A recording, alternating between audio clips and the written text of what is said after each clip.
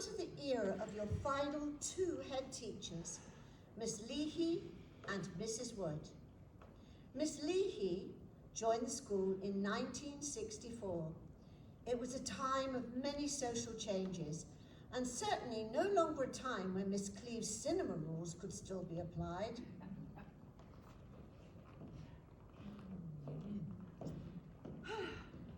I bring you worrying news, I'm afraid.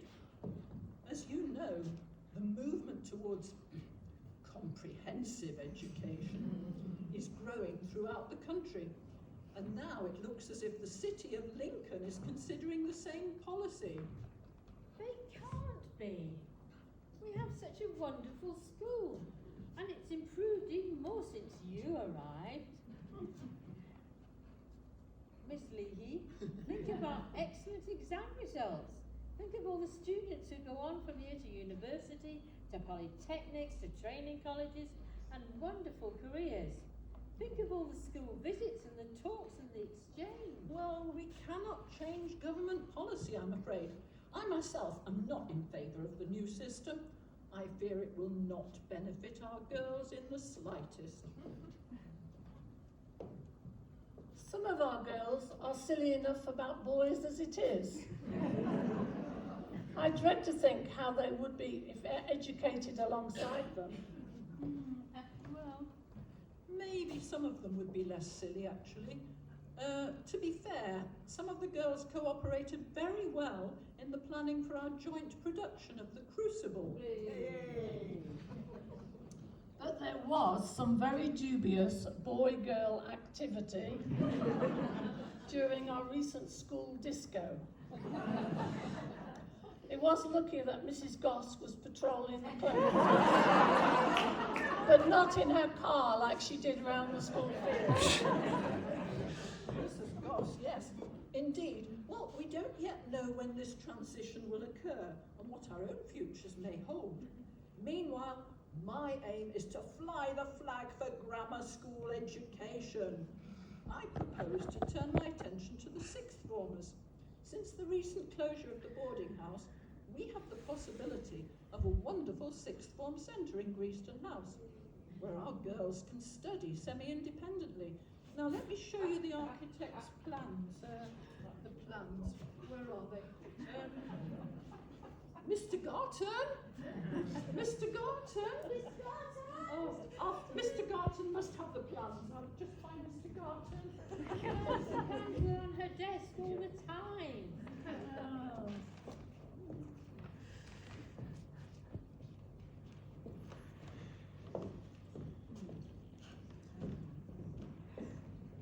One more day to go, one more day of sorrow. One more day in this old dump and we'll be free tomorrow. Can't wait for the summer halls. Oh, here we go again. Disque up, disque day. Don't know what it means, but... Well, it certainly doesn't mean welcome to the school disco, that's for sure. My little sister started here in September. Hope she doesn't embarrass me.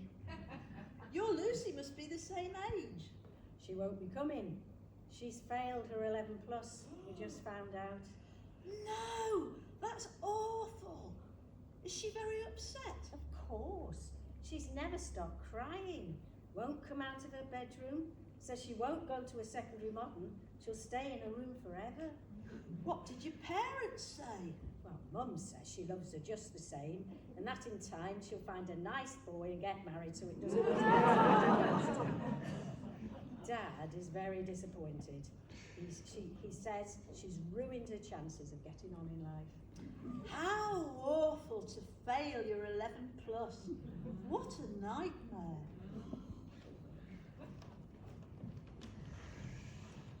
And of course, it was that nightmare, the horror of futures being made or broken at the tender age of 11, which informed the policy of comprehensive education. Miss Leahy left the school in 1970, unable to countenance the transition. She was replaced by Mrs. Wood. Hey. Yes, it's Be your new, lively, forward-thinking head. I'm going to make some changes straight away. I've spoken to our students from the school's council and we've decided to abolish school uniform for the sixth form immediately. And at the same time, I intend to forge a much closer relationship with contracts with our peers at Lincoln School so that our pupils will mingle more easily than when the transition comes. And finally, I feel it's time for our senior pupils to give back even more of the local community. The sixth formers are compiling a list of voluntary organisations available to young people, such as the Lawn, Salvation Army and the Homes for the Elderly. We need to embrace the future with enthusiasm and look back with regret, and not look back with regret.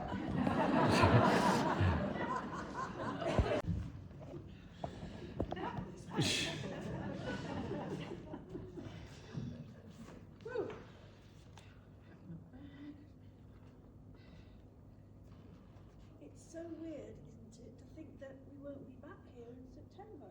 I know. I was looking forward to being in Greaston House for the sixth form. Well, I guess it'll be exciting being in the new school.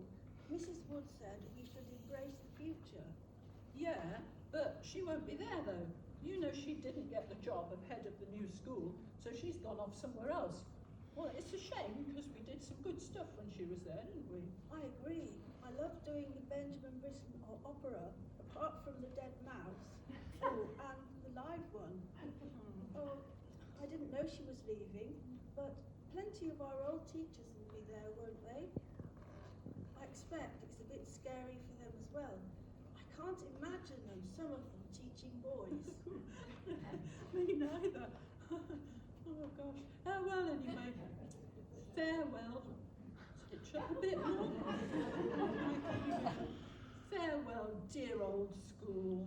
Aww. Aww. You've been here for a long time. I hope they don't pull you down. I hope they take that portrait to the new place as well. Which portrait? Oh, you know, the one in the hall. It's some old headmistress, Miss Saville. Maybe one day we'll find out who she was. Who cares? Maybe one day when we're really old, like 60 or something, we'll find out the entire history of the school. I doubt it. Come on, let's get going.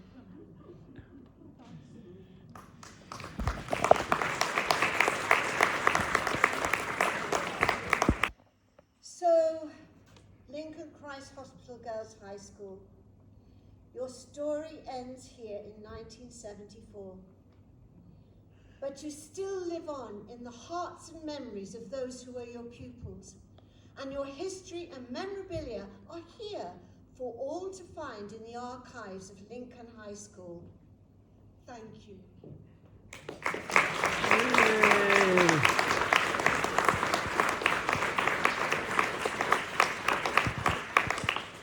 This photograph features the 21 remaining girls from the boarding house at Lincoln Christ Hospital High School in 1968, a year before the house closed down. After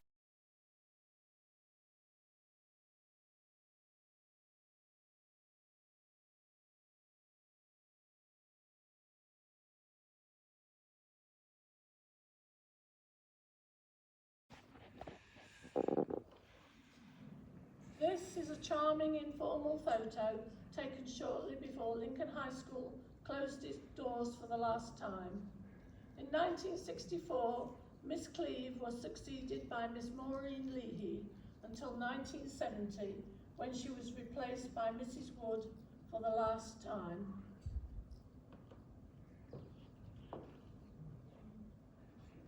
And our school closed. Can I just ask our actresses and Mr. Chris Williams to come on stage as we come to the end of this performance. Bravo!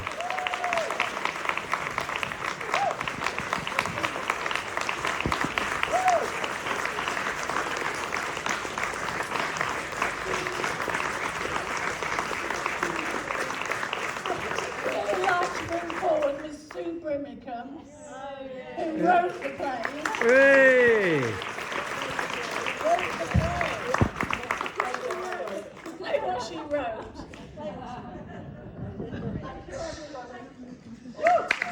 Hey! Bravo!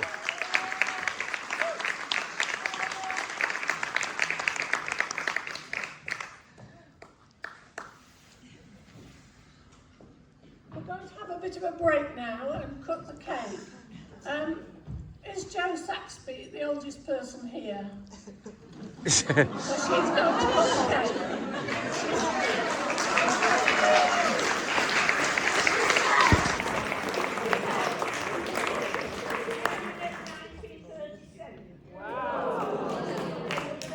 She said she would cut the cake if I established she was the oldest person. So the tea and coffee are in that corner, and I'll just come to take some photos of Jo cutting the cake. And if we just have a bit of a break, 15 minutes or so, and then we'll do the quiz answers, sing the school song, and then it'll be 4 o'clock. There'll be a bit of time to look around the archive. Bravo! Bravo! And thank you to Jane.